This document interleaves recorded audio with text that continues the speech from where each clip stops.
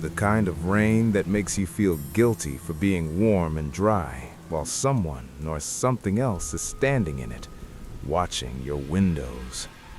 I've always been one of those people who finds comfort in a bad storm. That insulating sound of water hitting the roof. The way the world goes quiet except for the weather. It's like a blanket. So when a big system rolled into town on my day off, I was genuinely happy. No work tomorrow, just me, the couch, and the chaos outside. I made myself a coffee around 8 p.m., settled in, and picked a movie. About 20 minutes in, my phone buzzed. Unknown number, but local area code. You never know, right? Could be a delivery driver, could be a friend with a new phone. I answered. Hello? Nothing. Just dead air. But not silent dead air. The kind with texture, background noise. I could hear something. Static? No, it sounded like rain. I said hello again, louder this time. Still nothing. I hung up. Probably a glitch, some automated system misfiring. I tossed the phone on the end table and went back to my movie. About an hour later, the storm really found its voice. The wind picked up, howling around the corners of the house. Rain started hitting the glass like gravel. Then the lights flickered, once, twice, and then pitch black. Complete silence from the electronics, but the storm outside doubled in volume. I sat there in the dark for a minute, letting my eyes adjust. The whole street was out, dead. I found a candle in a drawer, one of those dusty ones you forget you own, and lit it. My phone was at 60%, but I didn't want to drain it. No telling how long this outage would last. I went down to the basement to check the breaker box. The main switch was tripped. I flipped it back, but nothing happened. Dead as a doornail. I went back upstairs, stood by the window, and just watched the storm tear through the neighborhood. I was standing there for maybe 15 minutes when I heard it, the distinct, rusty scream of my backyard gate swinging open. That gate doesn't move on its own. It's warped. You have to lift it to open it. My blood went cold. I crept to the back door, staying low, and peered through the glass. At first, I saw nothing but sheets of rain. Then, I caught the shape. A man, standing in the middle of my lawn, absolutely still. He was just a silhouette, darker than the night around him. He wasn't moving toward the house. He wasn't moving at all. He was just there, facing the house, staring at my door, at me. I didn't move. I barely breathed. I thought about yelling, about flipping the porch light even though I knew it was dead, about doing something, but I was frozen. A minute passed. Then his arm moved, slow and mechanical, lifting from his side. He brought his hand up to his ear, and I saw a tiny glow, the screen of a phone. At that exact moment, my phone started ringing in the living room. I don't remember running, but I was suddenly in the living room, grabbing my phone. Same number, the one from hours ago, the call with the rain in the background. He'd been standing out there the whole time, for over an hour, just watching my house, waiting. I didn't answer. I ran back to the door, phone in hand, heart in my throat. The yard was empty. He was gone. The scariest monsters are the ones patient enough to wait for the lights to go out. I felt stupid for leaving the door, for taking my eyes off him.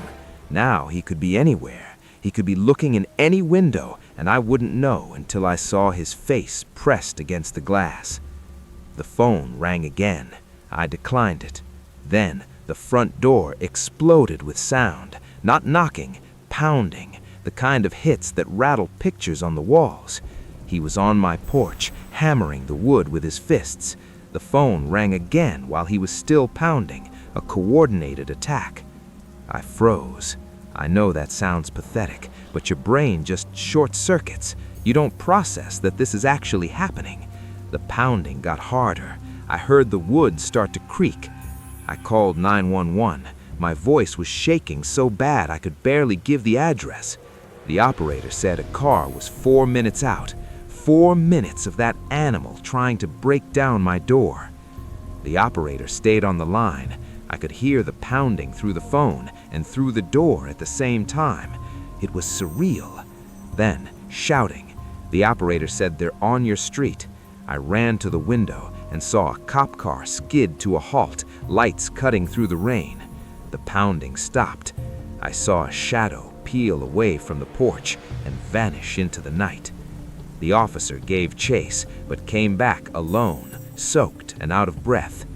He was gone. The police were actually great. They dusted for prints, took the number, did everything right, but the phone was a burner, a dead end. No one I knew had any reason to do this. To this day, I have no idea who it was or why he chose my house. The case went cold. This next story happened when I was in middle school, that awkward age where you think you're tough, but you still sleep with a nightlight. My parents decided to take a weekend trip to renew their vows or something sentimental like that, 8 hours away, which meant one thing to my 13-year-old brain: a solo sleepover with my best friend, Finn. They left Saturday morning. I texted Finn immediately. His parents were strict. No way they'd let him stay in an empty house, so we lied. Told them my older brother would be home. Classic kid logic. He was cleared to come over around 6 p.m. I was killing time, playing Xbox in my room, when I went to open the front window so I could see Finn pull up. As I reached for the latch, I saw a man on the sidewalk. He wasn't walking, he was just standing there, past the sidewalk actually, right near the edge of our driveway. He was tall and painfully thin, with long, greasy, dark hair and a patchy beard. He wasn't looking at the house, but he wasn't looking away either. He was just staring into space near the garage. It gave me a chill. I stepped back from the window. When I looked again a few minutes later, he was gone. I shrugged it off. Finn showed up right on time. We raided the kitchen, grabbed enough sugar to fuel a small army, and locked ourselves in my room. For 5 hours, we did nothing but game. It was perfect. Around 11:30, Finn got up to use the bathroom. He was gone maybe 30 seconds when he came rushing back. "Did you hear that?" he whispered. Before I could answer, every light in the house died. The TV blinked off. The Xbox went silent. Complete, suffocating darkness. Darkness doesn't change a room. It changes what you're willing to believe is in it. I fumbled for my phone, finally found it, and clicked on the flashlight. Finn was just a silhouette in the doorway. "What did you hear?" I asked. He wasn't sure. A thump, maybe a footstep, downstairs. We told ourselves it was just the power surge, but we knew we had to check it out. We crept into the hall and down the stairs. The wind was picking up outside, but it wasn't storming, just a regular windy night. We passed the kitchen, the living room, and headed toward the back of the house where the basement door was. It was already open. That stopped us cold. No one goes in the basement. It's unfinished, creepy, just storage and old holiday decorations. But my parents had been packing for their trip. Maybe they'd grabbed suitcases. We told ourselves that.